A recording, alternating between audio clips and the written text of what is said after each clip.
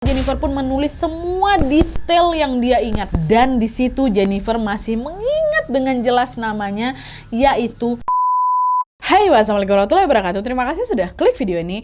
Oke, jadi di malam minggu ini seperti biasa aku akan menemani kalian dengan membawakan satu cerita kriminal yang terjadi pada tahun 1990 lalu di Texas. Nah, kasus yang akan aku ceritakan ini adalah tindakan kriminal berupa penculikan, perbuatan tidak senonoh, dan juga upaya penghilangan nyawa yang menimpa seorang anak perempuan berusia 8 tahun. Tapi berbeda dari kasus-kasus yang pernah aku ceritakan sebelumnya, di kasus ini alhamdulillahnya korban nih berhasil selamat. Walaupun si pelaku ini sudah melakukan tindakan jahat untuk menghilangkan nyawa si korban ini, tapi ternyata anak perempuan ini berhasil bertahan hidup dan kondisinya pun berangsur-angsur jadi pulih. Bahkan dia juga mampu mengingat banyak sekali detail dari kejadian naas yang menimpanya pada saat itu. Dan bertahun-tahun kemudian, belasan tahun kemudian, dia jugalah yang akhirnya membantu pihak kepolisian untuk menangkap si pelaku. Anak kecil ini yang mengungkap siapa pelaku kejahatan terhadap diri dia. Penasaran sama kisah selengkapnya? Jadi tanpa berlama-lama kita langsung masuk aja ke ceritanya ya. Check it out.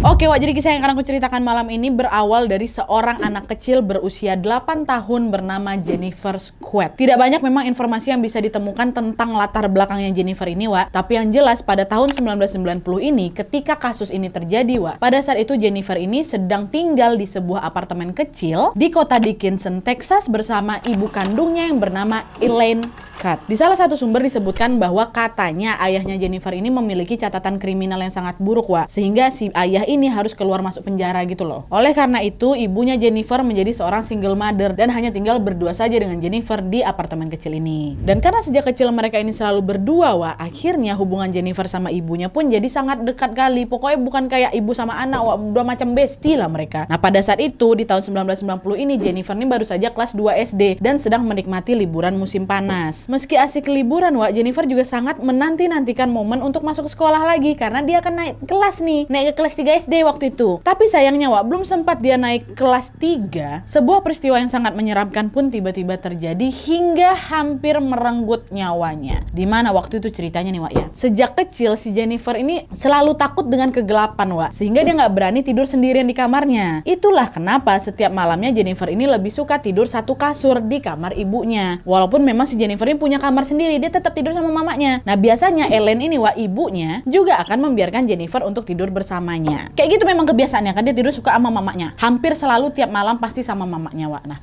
sampailah pada suatu malam di tanggal 9 Agustus 1990, Elaine mamanya ini merasa tidurnya sedikit terganggu. Karena pada saat itu Jennifer yang sudah terlelap tidur ini selalu menendang-nendang ibunya gitu hingga membuat ibunya terbangun-bangun. Padahal besok pagi jadwal pekerjaan si Elaine ini lagi padat-padatnya nih, sehingga dia harus tidur cukup supaya dia bisa bangun lebih pagi lagi. Akhirnya gara-gara risih lah mungkin kan, nggak nyaman juga dia tidur. Jam 2:30 pagi dengan suara yang lembut, Elaine pun membangunkan Jennifer.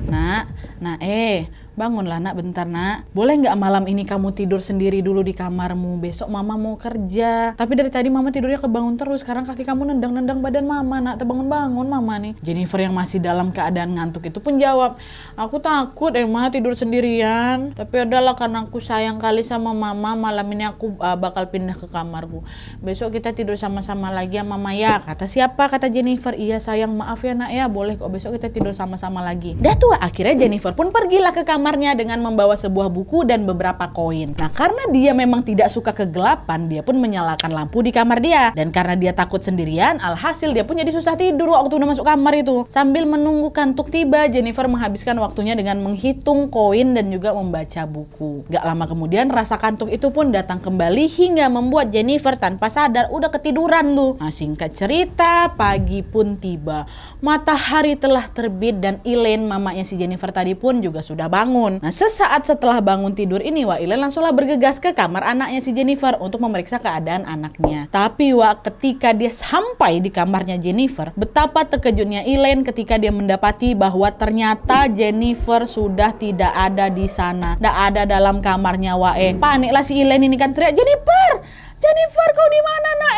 hening, nggak ada jawaban. Keliling-keliling apartemen tuh ada juga. Ilen carilah itu kan keluar apartemen kemana-mana, tapi dia tetap tidak bisa menemukan tanda-tanda keberadaan anak semata wayangnya itu, Wak. Dan di tengah rasa paniknya, disitulah Ilen ini notice ternyata jendela kamarnya Jennifer ini, Wak, dalam keadaan terbuka. Karena unit apartemen mereka ini berada di lantai dasar, otomatis jendela mereka kan posisinya juga rendah tuh kan, Wak. Dan kebetulan pula posisi jendela ini mengarah ke parkiran. Melihat hal itu, Ilen pun langsung yakin kalau sesuatu yang buruk pasti sudah menimpa anak aku nih. Dalam hatinya dia berkata, ya Tuhan, apa jangan-jangan anakku diculik nih? Tanpa menunggu waktu yang lama, Ilen pun segera langsung menghubungi polisi untuk melaporkan kehilangan anaknya itu. Untungnya waktu itu polisinya cepat tanggap pula, Wak. Mereka pun langsung datang ke apartemennya Ilen pada pagi hari itu juga untuk melakukan pencarian kepada Jennifer. Nah, masuk.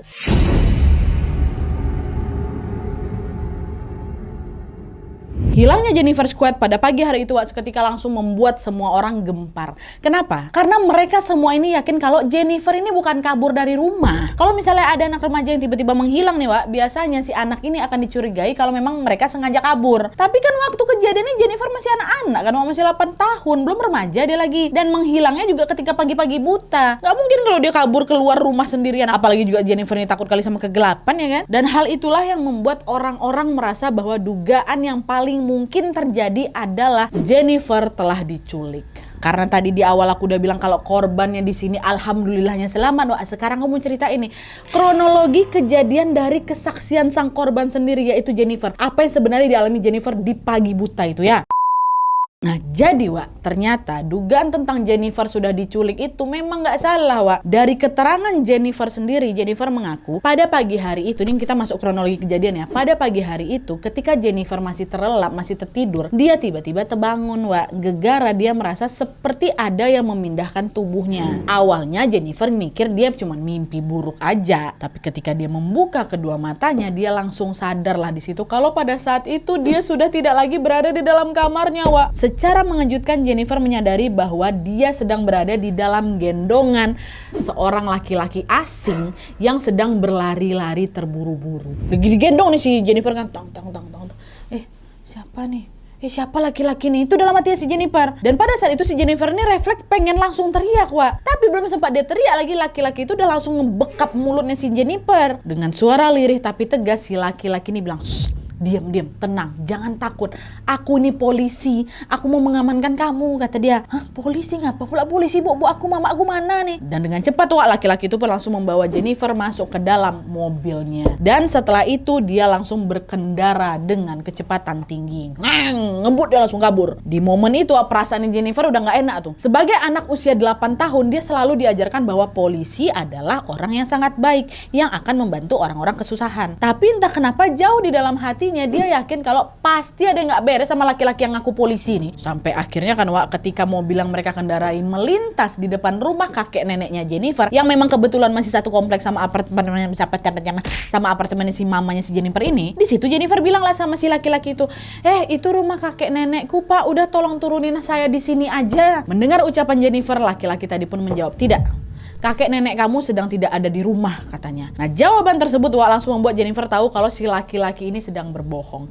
Kenapa? Karena tadi Jennifer bisa melihat dengan jelas bahwa mobil milik kakek sama neneknya lagi terparkir kok depan teras depan tuh. Ada di situlah nenek kakek aku. Dari situlah, Wak, Jennifer ini mulai sadar kalau aku sedang diculik. Nah, tapi nih, Wak, meskipun sadar kalau dia ini sedang diculik, hebatnya si Jennifer adalah Jennifer ini nggak panik. Dia nggak sampai nangis sesenggukan jerit-jerit itu, enggak, Wak. Dia memang ketakutan setengah mati, tapi ternyata dia ini bisa langsung mengendalikan emosinya dan segera melakukan sesuatu yang sangat brilian pada saat itu. Dimana pada saat itu juga Jennifer berusaha menghafalkan detail-detail yang dia lihat dalam kejadian itu, Wak. Dalam hatinya dia terus-menerus mengingat ciri-ciri dari laki-laki yang sudah culik dia tuh. Mulai dari penampilannya yang berkumis, ada bekas luka di wajah laki-laki itu, merek rokoknya apa, merek minuman kerasnya yang diminumnya tuh apa, warna mobilnya apa baju yang dia pakai celana apa, semua dia hafal sama Jennifer, Wak. Pintar memang anak nih. Karena sedang menghafal setiap detail tersebut, Wak, otomatis Jennifer ya tampak terdiam lah dia di situ. Dia cuman Nah gitu. Tapi Wak, diamnya si Jennifer ini ternyata membuat si laki-laki tahu kalau Jennifer ini sebenarnya lagi ketakutan. Akhirnya apa Wak? Diberhentikannya mobilnya di salah satu sekolah dasar yang ada di kota itu kan. Dan pada saat itu posisi langit masih gelap nih Wak. Dan tiba-tiba aja si laki-laki ini pun bilang, lihat tuh langitnya. Nanti kalau misalnya udah terang, mamamu pasti bakal datang kok jemput kamu di sini. Kata si laki-laki ini aja tiba-tiba. Dengan hati berdebar-debar, Jennifer pun teruslah menunggu ibunya atau siapapun lah orang yang akan datang ke sana untuk menjemput si Jennifer. Masih percaya Jennifer waktu itu Wak. Ini kan masih gelap nih, masih subuh waktu itu kan. Tapi sampai ketika matahari akhirnya terbit, ternyata tetap tidak ada satu orang pun yang datang ke sana menjemput Jennifer. Di situ laki-laki ini bilang lagi, oh mama kamu nggak datang nih nak. Ya udahlah kita lanjut pergi aja ya, kata dia. Ucapan tersebut pun seketika langsung membuat Jennifer panik Wak. Dia sadar kemanapun mereka akan pergi nantinya, pasti si laki-laki ini punya niat buruk sama si Jennifer ya kan. Makin ketakutan lagi tuh si Jennifer.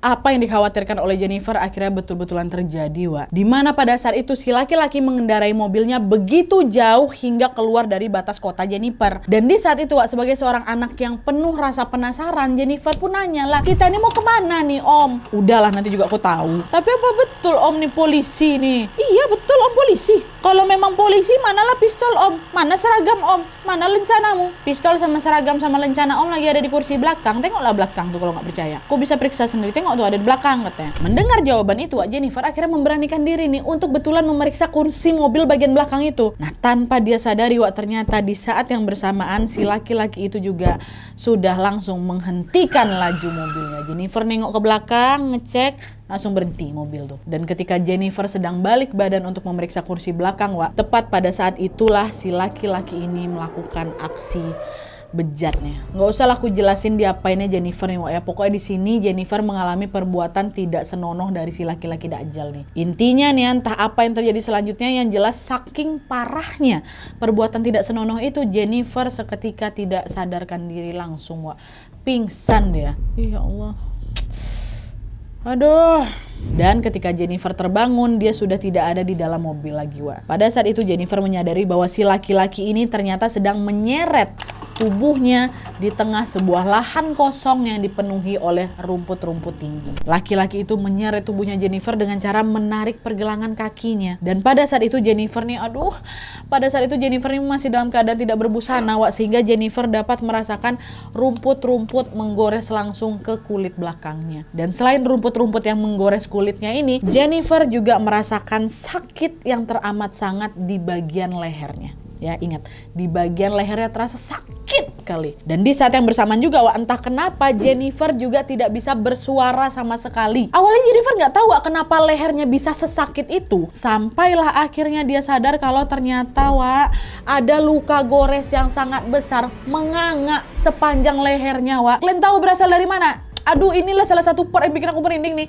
Jadi ternyata nih Wak ya, pada saat si Jennifer ini masih dalam keadaan tidak sadarkan diri tadi, setelah si laki-laki dajjal ini melakukan aksi bejatnya, si laki-laki ini juga dengan tega menggorok lehernya si Jennifer dari bawah telinga yang satunya ke bawah telinga yang lainnya. Digeretnya, dia apa lah gitu inilah pakai pisau. Dari sini ketahuan apa kalau laki-laki ini mau menghilangkan nyawanya Jennifer memang Wak. Tapi itulah aku bilang tadi, alhamdulillahnya pisau itu Wak tidak memutus urat nadi yang vital di bagian lehernya siapa ini si Jennifer. Hanya saja pisau itu ternyata merusak pita suaranya Jennifer. Sebagai seorang anak berusia 8 tahun, aduh Jennifer sudah sangat-sangat ketakutan sekali dan tidak tahu lagi harus berbuat apa. Dia udah pasrah tuh waktu diseret, terus lehernya ternyata tenganga kayak gitu. Tapi Wak, pintarnya Jennifer ini tiba-tiba dalam keadaan seperti itu dia bisa fokus dan tiba-tiba juga terfikirkan sebuah ide cemerlang, yaitu apa? Pura-pura mati deh. Jennifer tahu Wak, kalau si laki-laki ini tahu dia masih hidup, pasti laki-laki itu bakal kembali nyiksa dia sampai betulan. Ya kan? Alhasil Wak, aduh kasihan kali. Sambil menahan rasa sakitnya, Jennifer berusaha tetap diam dan terus memejamkan mata. Sampai akhirnya di suatu titik tertentu di lahan rumput itu, laki-laki ini pun menjatuhkan tubuh Jennifer di sana dan berjalan meninggalkan tubuh Jennifer di sana sendirian. Campain di situ aja si Jennifer Wak.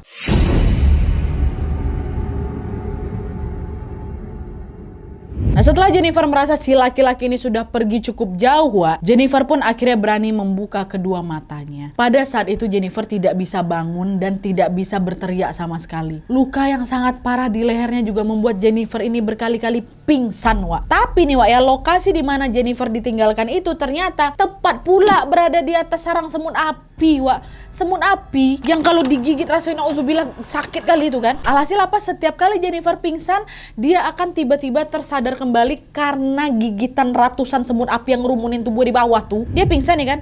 Terus nanti sadarnya gara-gara digigit semut, Wak. Abis itu dia pingsan lagi gara-gara sakit lehernya. Abis itu terbangun lagi gara-gara digigit semut. Kayak gitu terus berulang-ulang. Ya Allah, kasihan kali kok Jennifer. Sampai akhirnya ini masih di hari yang sama nih, masih di timeline itu. Sampai akhirnya matahari pun terbit. Langit pun mulai terang dan Jennifer pun masih terbaring di sana hingga berjam-jam kemudian. Dia mendengar tuh ada banyak kali suara mobil yang melintas ya kan. Bahkan beberapa kali juga ada anjing yang datang ke sana dan menggonggong di sekitar situ. Tapi Jennifer yang kondisinya sudah semakin parah itu tetap tidak bisa bergerak dan tidak bisa bersuara untuk meminta pertolongan, hingga akhirnya ketika Jennifer sudah mulai pasrah, sebuah keajaiban tiba-tiba terjadi di sini, di mana menjelang sore pada hari yang sama tiba-tiba Jennifer mendengar ada banyak sekali suara anak kecil yang lagi main-main nih dan berlari-lari di lahan tersebut. Terus tidak lama kemudian salah satu anak yang sedang berlari itu tanpa sengaja terjatuh, gara-gara tersandung badannya si Jennifer. Dan tepat disitulah keberadaan Jennifer yang sedang terkapar akhirnya alhamdulillahnya ditemukan. Anak yang nabrak tadi tuh ya kaget dia pun langsung lah itu kan buru-buru melaporkan hal ini ke orang tuanya. Dan sekitar jam 6:30 malam di hari yang sama orang tua anak tadi pun segera langsung menelpon polisi untuk melaporkan hal tersebut. Dan tanpa menunggu waktu yang lama polisi pun segera langsung mendatangi lokasi di mana Jennifer ini ditemukan. Pada saat polisi datang ke lokasi, mereka melihat kedua matanya Jennifer ini masih bergerak ke kanan dan ke kiri yang menandakan bahwa Jennifer masih hidup. Tapi di situ mereka juga nggak punya banyak waktu. Sebelum Jennifer ini semakin kehabisan banyak darah, polisi pun langsung membawa Jennifer ke rumah sakit terdekat menggunakan helikopter. Udah nggak pakai ambulans lagi, pakai helikopter dijemputnya. Mantap polisi memang. Sesampainya di rumah sakit, para dokter pun langsung segera bekerja keras melakukan operasi tepat di saat itu juga. Dan sebenarnya kemungkinan Jennifer selamat itu udah sangat kecil kali kata polisi. Karena apa? Luka betul-betul parah, betul-betul menganga. Udah lama pula lagi kan. Pasti udah banyak kali darah habis itu. Tapi alhamdulillahnya setelah dioperasi kondisinya Jennifer ini ternyata stabil dan berangsur-angsur membaik. Barulah di sini nih polisi pun langsung menghubungi Elaine, ibunya si Jennifer ini untuk mengabarkan hal tersebut. Pada saat itu polisi memiliki kabar baik dan juga kabar buruk nih untuk si Elaine. Kabar baiknya adalah Jennifer ditemukan masih dalam kondisi hidup dan kabar buruknya adalah karena luka yang sangat parah di lehernya itu tadi, maka besar kemungkinan Jennifer tidak akan pernah bisa bicara lagi. Elaine yang mendapatkan kabar itu langsung shock bukan main. Tapi bagaimanapun juga dia sangat merasa senang karena anak satu-satunya itu berhasil diselamatkan. Dengan sabar lah di situ kan Elaine pun menemani seluruh proses penyembuhan Jennifer, termasuk menghadapi sikap Jennifer yang tiba-tiba berubah. Kalian tahu kenapa? Karena setelah operasi selesai dan Jennifer ini sadar kembali, dia langsung menunjukkan rasa takutnya yang teramat sangat terhadap laki-laki. Jennifer nggak mau ketemu sama polisi, dokter, petugas yang laki-laki. Nggak mau dia dong. Alhasil pengobatan Jennifer pun hanya dilakukan oleh dokter perempuan saja dan juga sama ibunya sendiri. Dari situlah orang-orang yakin bahwa ini pelaku yang sudah culik Jennifer ini pasti laki-laki nih. Seiring berjalannya waktu, kondisi Jennifer pun semakin pulih. Dan polisi pun terus berusaha untuk mencari keberadaan si pelaku nih. Dalam penyelidikan itu, tentunya polisi membutuhkan keterangan dari Jennifer juga ya kan. Tapi gara-gara Jennifer nggak bisa berbicara setelah pita suaranya itu rusak, Jennifer pun hanya mampu memberikan kesaksiannya dengan cara apa? Menulis. Di awal tadi aku sempat cerita kalau si Jennifer ini kan sempat mengingat dengan detail ciri-ciri pelaku ini kan. Di kertas itulah Jennifer pun menulis semua detail yang dia ingat. Bahkan hebatnya lagi nih ternyata pada saat dia diculik kemarin Jennifer sempat bertanya nih siapa nama si laki-laki dajjal ini. Dan di situ Jennifer masih mengingat dengan jelas namanya, yaitu Dennis. Telah mengantongi informasi tersebut tanpa menunggu waktu yang lama, pihak berwenang pun langsung membuat gambar sketsa wajahnya pelaku berdasarkan kesaksian yang sudah ditulis sama si Jennifer. Tapi Wak, sayangnya ketika sketsa wajah tersebut disebar nih ke publik, tidak ada informasi satupun yang polisi terima mengenai si pelaku ini, Wak. Nggak ada orang yang kenal sama sketsa wajah ini, dan nggak ada juga yang tahu siapa Dennis itu sebenarnya. Dalam penyelidikan itu, Wak, satu-satunya petunjuk yang polisi temukan hanyalah beberapa potong pakaian milik Jennifer dan juga milik si pelaku yang tergeletak di lahan rumput tempat Jennifer ditemukan kemarin. Cuman itu aja, nggak ada juga kesaksian dari orang yang tahu sama si sketsa wajah ini kan. Sempet stuck tuh, Wak. Aduh, gimana nih kok nggak ada laporan sama sekali ke kita. Dan ketika penyelidikan kasus ini masih berlangsung, Wak, akhirnya sebuah keajaiban lainnya pun tiba-tiba terjadi. Jennifer ini kan awalnya sempat dinyatakan nggak bisa ngomong karena suara pitanya rusak kan, Wak.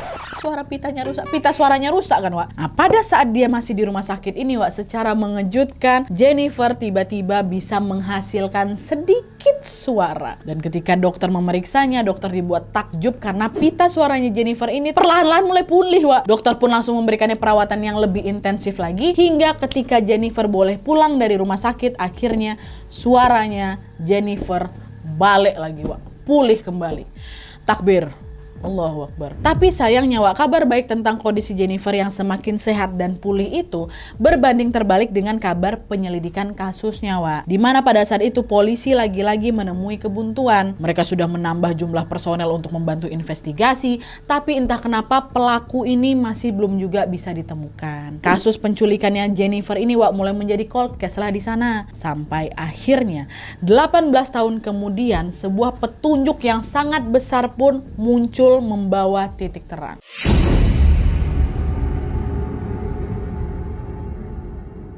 Nah jadi, Wak, pada tahun 2008, setelah 18 tahun sejak kejadian naas itu, Wak, Jennifer dikejutkan dengan sebuah telepon masuk dari pihak kepolisian. Nah ternyata pada saat itu ada seorang detektif bernama Tim Cromie yang akan mengambil alih kasusnya si Jennifer, Wak. Jennifer pun menyambutlah kabar tersebut dengan senang hati. Dia bahkan ingin membantu penyelidikan karena hanya dialah satu-satunya saksi hidup yang juga pernah melihat si pelaku secara langsung, ya kan. Nah dah tuh, singkat cerita, penyelidikan pun dimulai kembali. Nggak tanggung-tanggung, Wak, detektif Tim Cromie ini langsung bekerja sama dengan FBI untuk menganalisis potongan pakaian milik Jennifer dan juga milik pelaku yang ditemukan di TKP 18 tahun yang lalu kan. Detektif Cromie ini pun bilang bahwa dalam menangani kasus cold case tentu tantangan terberatnya adalah waktu. Semakin lama berlalu maka kasusnya juga akan semakin terlupakan. Nggak itu aja, para saksi juga banyak yang meninggal, bukti-bukti juga udah pada bisa hancur, ya kan. Tapi sisi positifnya adalah semakin lama teknologi juga makin maju, dan itulah yang menjadi harapan detektif Cromie ini, bahwa dengan kemajuan teknologi yang ada, dia sama timnya dapat menemukan bukti DNA di potongan pakaian si laki-laki ini. Nah, karena kasus ini sudah terjadi sudah sangat lama, Wak, prosedur pemeriksaan DNA juga berjalan dengan sangat sulit juga nih. Pada saat itu tim forensik membutuhkan waktu setahun penuh untuk meneliti bukti pakaian itu, Wak. Sampai akhirnya pada tanggal 22 September 2009,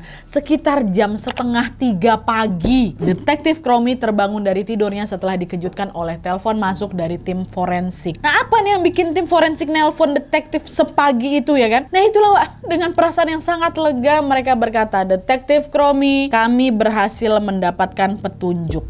Kami menemukan sampel DNA di pakaian itu dan kami tahu DNA itu milik siapa." Berkat bantuan dari tim forensik dan FBI, Wak, detektif Cromie akhirnya mengantongi satu nama terduga pelaku. Dia adalah seorang laki-laki bernama Dennis Earl Bradford. Dennis, wah, cocok kali sama kesaksian Jennifer 19 tahun yang lalu, ya kan? Dennis, betulan Dennis. Nah, pada saat 2009 ini, Wak, Dennis sudah berusia 39 tahun dan dia tinggal di kota Arkansas, ya. FBI dengan mudah langsung bisa mendapatkan informasi tentang dirinya karena ternyata, Wak, bertahun-tahun lalu si Dennis ini juga pernah ditangkap atas kasus serupa, yaitu penculikan, perbuatan tidak senonoh, dan juga penyerangan dengan menggunakan pisau di lehernya korban. Sama seperti apa yang dilakukan sama Jennifer, Wak, bukan tobat, diulanginya lagi sama korban lain. Dan selain itu polisi juga ternyata menyimpan kopian SIM-nya si Dennis, Wak, yang dibuat pada tahun 1990. Dan ketika SIM itu dicek, mereka semakin yakin bahwa Dennis adalah pelakunya karena apa? Wajahnya si Dennis yang ada di SIM itu, Wak, yang ada di foto itu, Wak, sangat-sangat mirip dengan sketsa wajah pelaku yang pernah mereka buat dulu 19 tahun yang lalu tuh. Udahlah fix positif kata mereka kan. Tanpa menunggu waktu yang lama, pada tanggal 14 Oktober Oktober tahun 2009, Detektif Romi dan timnya pun langsung melakukan penangkapan terhadap Dennis. Dan setelah penangkapan itu, Dennis pun segera langsung diinterogasi dan di sanalah dia akhirnya mengakui seluruh perbuatan jahatnya terhadap Jennifer, Wak. Dan tak karena dihantui sama perasaan bersalah atau apa ya, ketika pihak berwajib memberitahu kepada dia kalau Jennifer, anak perempuan yang kau lukai 19 tahun yang lalu tuh, yang kau tinggalkan sendirian setelah kau melakukan hal yang tidak baik, ternyata masih hidup. Dengar itu, Dennis tiba-tiba langsung menangis sesenggukan ya, Wak. Macam dia menyesal lah gitu. Dan setelah Dennis mengakui kesalahannya, dia pun akan segera langsung diseret ke persidangan. Nah, pada saat itu nih, Wak, ya, Jennifer ini sudah menyiapkan kalimat statementnya yang akan dia sampaikan langsung di depannya si Dennis, di hadapan si pelakunya nih. Tapi, Wak, sayangnya hal itu gagal dia lakukan karena ternyata sebelum sempat diadili, Dennis telah lebih dulu memilih untuk mengakhiri hidupnya sendiri dengan cara menggantungkan dirinya di dalam penjara. Mati di sana, belum sempat diadili lagi. Dan di hari dimana persidangan itu seharusnya dilakukan, Jennifer memilih untuk pergi ke makamnya Dennis dan membacakan kalimat statement yang memang sudah dibuatnya di sana, Wak. Aduh, di sini aku merinding sih pasti. Di situ Jennifer bilang apa? Dennis, kau telah memilih anak 8 tahun yang salah untuk kau habisi. Karena selama 19 tahun ini aku tidak pernah berhenti memikirkanmu dan aku tidak pernah berhenti mencarimu. Aku percaya suatu hari kau pasti akan ketangkap. Dan hari ini kepercayaanku itu ternyata benar. Wih, merindingnya beda ya kan. Itu kata siapa, Wak? Kata Jennifer di depan makamnya si Dennis tuh. Oke, Wak, jadi itu tadi kisah tentang peristiwa naas yang menimpa Jennifer Squad. Sebuah kisah yang buat aku begidi ngeri sekaligus juga merinding karena melihat kegigihan Jennifer dalam memperjuangkan haknya untuk bisa mendapatkan keadilan ya kan. Dan buat kalian yang mungkin penasaran dengan kabar Jennifer sekarang, Wak, sekarang dia sudah menikah. Dia tuh sempat loh, Wak, dinyatakan gak bisa punya anak gegara imbas dari perbuatan gak senonoh yang dia alamin dulu tuh. Tapi alhamdulillahnya ada nih, Wak, dokter yang bersimpati sama kasusnya Jennifer dan dia pun membantunya untuk program hamil. Dan program tersebut berhasil, Wak, dan Jennifer sekarang sudah dikaruniai 2 orang anak. Dia pun dapat melanjutkan hidupnya dengan bahagia bersama keluarganya. Dan dari kasus ini ayolah kita sama-sama berdoa semoga kasus seperti ini jangan pernah terulang lagi di kemudian hari, Wak, ya. Amin ya robbal alamin. Oke, Wak, jadi sekian dulu videonya. Terima kasih banyak yang sudah menonton. Kalau kalian suka video ini, klik like-nya, jangan lupa komen di bawah untuk ide dan saran-saran untuk video selanjutnya. Jangan lupa nyalain notifikasinya supaya kalian tahu kalau aku upload video baru. And as always, jangan lupa untuk klik tombol subscribe supaya kalian sama-sama tahu informasi menarik dan menegangkan dari channel aku. See you next video, Wak. Bye.